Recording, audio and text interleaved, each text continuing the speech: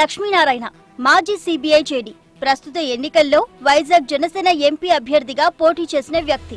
విజయసాయిరెడ్డి ఈయన వైసీపీ రాజ్యసభ సభ్యుడే కాదు, వైసీపీలో జగన్ తర్వాత నెంబర్ 2 స్థాయి వ్యక్తి. ఇప్పుడు గత వారం రోజులుగా ఏపీలో రాజకీయాలు Sai Reddy versus JD Lakshminarayana under turn తీసుకున్నాయి. ఎప్పుడూ సైలెంట్ గా ఉండే జేడీకి ప్రతినిత్యం మీడియా ముందు ఉండే సాయిరెడ్డికి మధ్య మాటల తూటాలు పేలుతున్నాయి. ఎన్నికల సమయంలో అంటే ప్రత్యర్థి పార్టీల మధ్య విమర్శలు ప్రతి విమర్శలు సహజం. కానీ ఎన్నికలు ముగిసిన ఫలితాల కోసం ఎదురు చూస్తున్న సమయంలో వీళ్ళిద్దరి మధ్య ఈ స్థాయిలో మాటల యుద్ధం ఎందుకనేది చాలా మందికి అర్థం కాని ప్రశ్న. ఈ పరిస్థితులకు దారితీసిన కారణాలు తెలుసుకోవాలంటే ఎన్నికల ముందు జరిగిన పరిణామాలను కూడా ఒకసారి టచ్ చేయాల్సిందే.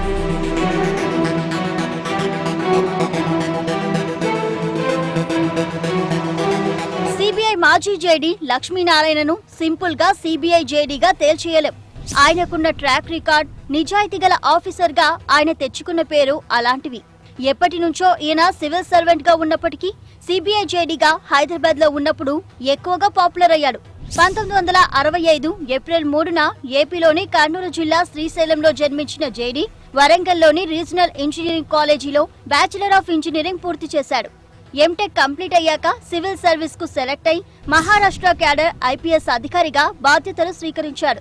ముందు నాందేడ్లో ఎస్పీగా, తర్వాత మహారాష్ట్రలో యాంటీ టెర్రరిస్ట్ స్క్వాడ్ గా పనిచేశాడు. 2006లో హైదరాబాద్ డీఐజీగా నియమితులైన కొద్ది రోజులకే సిబిఐ జేడీగా బాధ్యతలు తీసుకున్నాడు.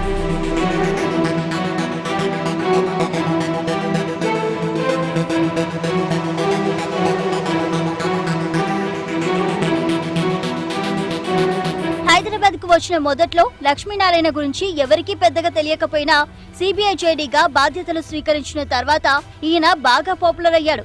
ముందుగా ఔటర్ రింగ్ రోడ్డు భూసేకరణ అక్రమాలతో పాటు సత్యం కంప్యూటర్స్ కేసు లక్ష్మీనారాయణ పేరును మారుమ్రోగేలా చేశాయి. తర్వాత వరుసగా ఓబులాపురం మైనింగ్ కేసు, జగన్ అక్రమాస్తుల కేసు, ఎంఆర్ ప్రాపర్టీస్ కేసు, ఇలా సంచలన కేసులన్నీ లక్ష్మీనారాయణ ఖాతాలోనే పడ్డాయి. లక్ష్మీనారాయణ చేపట్టిన కేసుల దర్యాప్తు ఒకెత్తైతే ఆయన చేసిన అరెస్టులు మరింత సంచలనమయ్యాయి. ఓఎంసీ కేసు దర్యాప్తులో భాగంగా Karnataka MP Gali Janardhan Reddy, OMC MD Srinivas రెడ్డిలను అరెస్టు చేయడంతో పాటు సీనియర్ ఐఏఎస్ అధికారి శ్రీలక్ష్మి, మైనింగ్ శాఖ ఉన్నతాధికారి రాజగోపాల్ ను కూడా అరెస్ట్ చేసి జేడీ వార్తల్లోకెక్కారు. దీంతో పాటు ఎంఆర్ ప్రాపర్టీస్ కేసులో పారిశ్రామికవేత్త కోనేరు ప్రసాద్, సీనియర్ ఐఏఎస్ అధికారి బీపీ ఆచార్యలను అరెస్ట్ చేశాడు. ఇదే సమయంలో జగన్ అక్రమాస్తుల కేసు దర్యాప్తులో భాగంగా మరో ప్రముఖ పారిశ్రామికవేత్త నిమ్మగడ్డ ప్రసాద్, అప్పటి మంత్రి మోపిదేవి వెంకటరమణ తదితరులతో పాటు కడప ఎంపీ జగన్, ఆయనకు సహకరించినందుకు విజయసాయిరెడ్డి కూడా అరెస్ట్ అయ్యారు.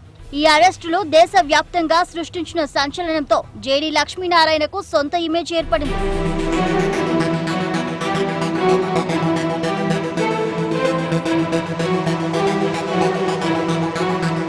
తర్వాత సిబిఐ జేడీ బాధ్యతల నుంచి రిలీవ్ అయి మహారాష్ట్రలో అడిషనల్ డీజీగా బాధ్యతలు చేపట్టిన లక్ష్మీనారాయణ గత ఏడాది స్వచ్ఛంద పదవి విరమణ చేసుకుని ఏపీ రాజకీయాల్లో ఎంట్రీ ఇచ్చారు. జేడీ పొలిటికల్ ఎంట్రీ ఇస్తానన్న సమయంలో రాష్ట్రంలోని దాదాపు అన్ని పార్టీలు జేడీకి స్వాగతం పలికాయి. బీజేపీ, టీడీపీ మొదలుకొని లోక్ సత్తా లాంటి పార్టీలు కూడా లక్ష్మీనారాయణను ఆహ్వానించాయి. ఈ ఆహ్వానాలన్నింటినీ పక్కన పెట్టి జేడీ ఎన్నికల సమయంలో జనసేన జెండా కప్పుకున్నాడు. పవన్ ఆయనకు వైజాగ్ ఎంపీ సీటు కూడా కేటాయించాడు.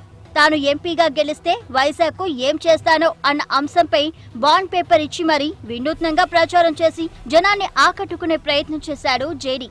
అంతేకాదు సాంప్రదాయ రాజకీయ నేతలకు భిన్నంగా విమర్శలకు దూరంగా ప్రచారం చేసి వార్తలోకెక్కాడు.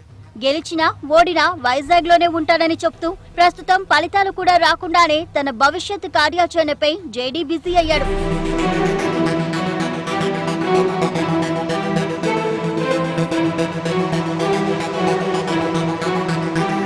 ఎన్నికలు పూర్తయ్యాక హఠాత్తుగా జేడీకి వైసీపీ ఎంపీ సాయిరెడ్డికి మధ్య వివాదం మొదలైంది. జేడీ మీడియాతో మాట్లాడుతూ జనసేన 88 స్థానాల్లో గెలుస్తుందనే నమ్మకం ఉందని స్టేట్మెంట్ ఇచ్చాడు. దీంతో సాయిరెడ్డి అసలు జనసేన పోటీ చేసిందే 35 చోట్లయితే 88 చోట్ల ఎలా గెలుస్తుందని, ఇలాంటి విషయాలపై చంద్రబాబుతో ట్యూషన్ చెప్పించుకోమని జేడీకి ట్వీట్ చేశాడు. దీంతో జేడీ జనసేన పోటీ చేసిన 140 స్థానాల్లో అభ్యర్థుల లిస్టును సోషల్ మీడియాలో ఉంచాడు. అయినా సరే సాయిరెడ్డి ఇలాంటి లెక్కలతోనే గతంలో అరెస్టులు జరిగాయా అని విమర్శించడంతో జేడీ కూడా షాక్ గా రియాక్ట్ అయ్యాడు. హైదరాబాద్ ఢిల్లీ ట్యూషన్లు సరిగా పనిచేయడం లేదా అని సాయిరెడ్డిని ప్రశ్నిస్తూనే వైసీపీలోకి వస్తే తనకు రెడ్ కార్పెట్ వేస్తానన్నప్పుడు జేడీ లెక్కలో పర్ఫెక్ట్ అని తెలియలేదా అని ప్రశ్నించాడు. సాయిరెడ్డి చదువుకున్న సీఏ తెలివితేటలు ఇవేనా అని ప్రశ్నిస్తూ ఇక నుంచి సాయిరెడ్డి విమర్శలకు సమాధానం చెప్పే సమయం తనకు లేదంటూ రిటార్డ్ ఇచ్చాడు. దీంతో ఇప్పుడు సోషల్ మీడియా వేదికగా కూడా జనసేన వైసీపీ అభిమానుల మాటల యుద్ధం నడుస్తోంది.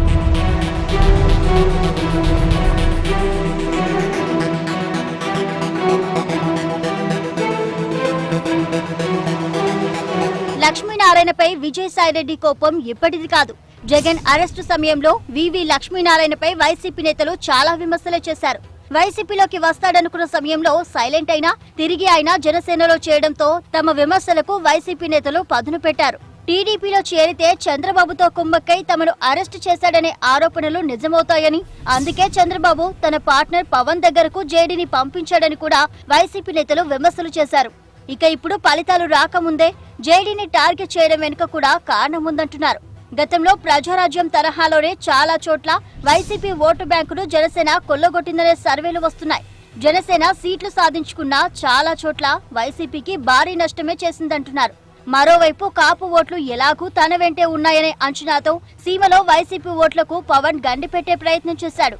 ఎన్నికల సమయంలో టీడీపీని టార్గెట్ చేయకుండా జగన్ కు ప్రత్యామ్నాయం తానే అని చెప్పే ప్రయత్నం చేశాడు. అందుకే భవిష్యత్తులో జనసేన ఎక్కడా తమకు పోటీ కాకూడదన్న ఉద్దేశంతోనే సాయిరెడ్డి ఇలా పవన్ పార్టీపై విరుచుకుపడుతున్నాడంటున్నారు.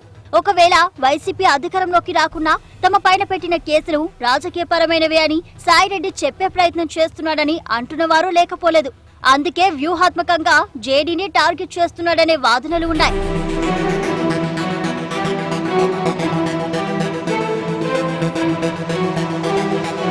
ఏపీలో ఫలితాలు రావడానికి ఇంకా చాలా సమయం ఉంది. పవన్ చెప్తున్నట్లు జనసేన కూడా ప్రామినెంట్ సీట్లు సాధిస్తే అప్పుడు అధికార ప్రతిపక్ష పార్టీలకు కూడా పవన్ అవసరం ఉంటుంది. ఇలాంటి సమయంలో జనసేనతో కోరి మరీ వివాదం ఎందుకనేది వైసీపీలోని మెజార్టీ నేతల అభిప్రాయం. ఈ రెండు పార్టీల మధ్య వైరం ఫలితాల తర్వాత ఏ వైపు తిరుగుతుందో అన్న అంశం ఇప్పుడు చర్చనీయాంశమైంది.